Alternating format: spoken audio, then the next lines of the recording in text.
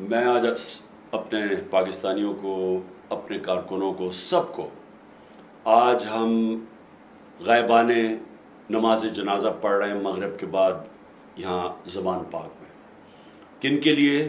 وہ شہداء کے لیے، جو لوگ صرف نکلے تھے اپنے حقوق کے لیے پرامن احتجاج کرنے کے لیے، جن کو سیدھی گولیاں ماری گئی، اور کتنے اور جو بیچارے ابھی ہسپتالوں میں بڑی سیریس گولیوں کی انجریز ہوئی ہیں ان کو۔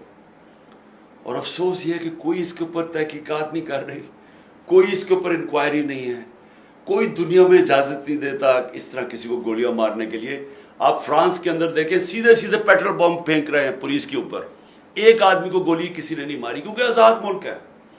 غلاموں سے یہ ہوتا ہے۔ جنرل ڈائر نے یہ کیا تھا، پرامن احتجاج ہو رہا ان کے اوپر گولیاں چلا دی، کیونکہ وہ ہمارے آقا تھے، ہم ان کے غلام تھے۔ تو ہم نے اپنے شہداء کے لیے سب نے آج یہاں جمع ہونا ہے مغرب کے بعد، اور ان کا غائبانِ نماز جنازہ پڑھنی ہے۔